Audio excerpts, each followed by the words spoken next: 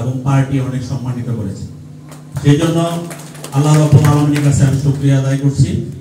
এবং সর্বপ্রথম আমি স্মরণ করছি গত এই 17 বছর আমাদের যে সমস্ত সহযোদ্ধারা নিহত হয়েছে, আহত হয়েছে এবং যারা খুনের শিকার হয়েছে, গুম হয়েছে, 60 লক্ষ নেতাকর্মীর মামলার শিকার হয়েছে, সর্বশেষ জুলাই আগস্টে যারা নিহত হয়েছে এবং গত 21শে জুলাই এই মাইলস্টোন স্কুলে একটি মর্মান্তিক বিমান দুর্ঘটনায় আমাদের 36 জন মানুষের প্রাণ গিয়েছে।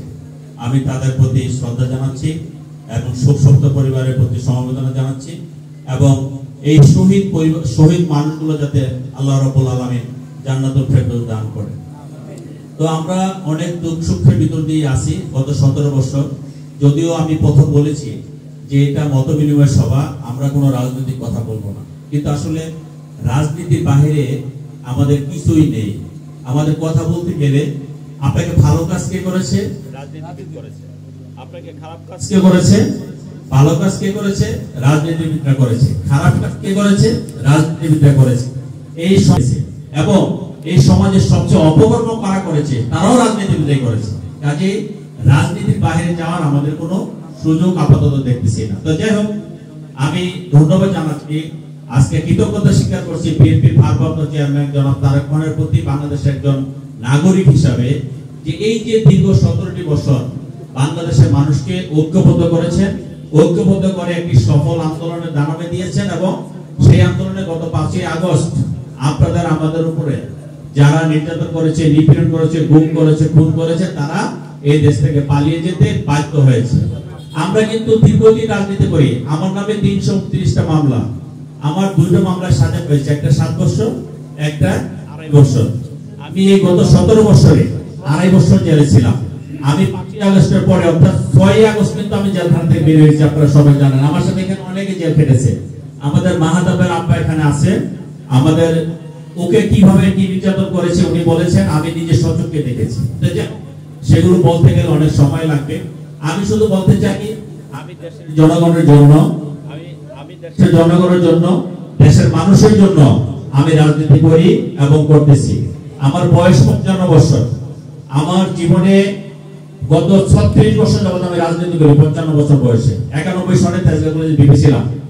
তারপর থেকে আমরা যে রাজনীতি করি, আমি মানুষের জন্য রাজনীতি করার চেষ্টা করি। তারপরেও যেহেতু আমি মানুষ, আমার ভুলভ্রান্তি হতে পারে। আমার যে সমস্ত ভুলভ্রান্তিগুলো আছে আপনারা ক্ষমা সুন্দর দৃষ্টিতে দেখবেন। ক্ষমা সুন্দর দৃষ্টিতে দেখে আমাকে সহজ সরল পথ আপনারা দেখাবেন। আপনারা আমার প্রতিবেশী, আমি আপনার প্রতিবেশী। আপনারা যদি আমাকে সহজ সরল পথ না দেখান, আপনারা যদি আমাকে বুদ্ধি পরামর্শ না দেন, আমি যতই জ্ঞানী হই আর যতই নির্বোধ হই, আমি কিন্তু একা চলতে পারবো না।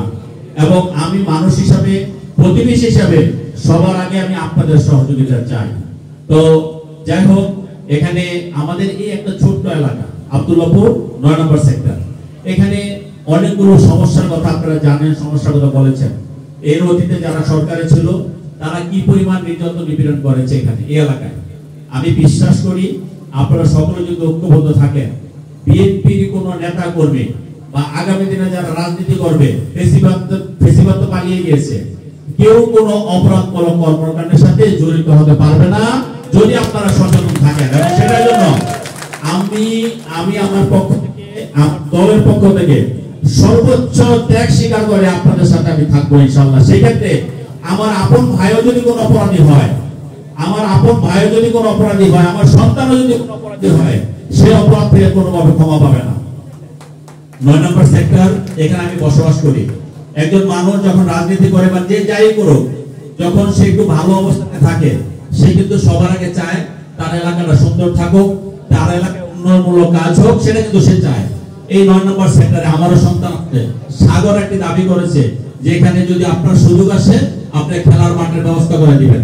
এটা তো স্বাভাবিক, তোমার সন্তান যখন খেলতে পারে না, আমার সন্তান তো খেলতে পারে না, স্বাভাবিক কারণেই আমি তো চেষ্টা করব আমাদের সন্তানরা, আমার না, আমার আর তোমার না, আমাদের সন্তানরা যাতে সমাজে ভালোভাবে চলাফেরা করতে পারে সেদিকে আমরা দৃষ্টি রাখবো। পাশাপাশি আমাদের এই এলাকায় যে সমস্ত রাজুকের কিছু সমস্যা আছে, সেই সমস্যাগুলো আমাদের দৃষ্টিতে রাখতে হবে। কারণ এখানে আশেপাশে যে ধরনের সমস্যা আছে তার ভিতরে আমি মনে করি অন্যতম সমস্যা আমাদের এই কোণাটা, সেখানে রাজুকের কোনো প্ল্যান দেওয়া হয় না।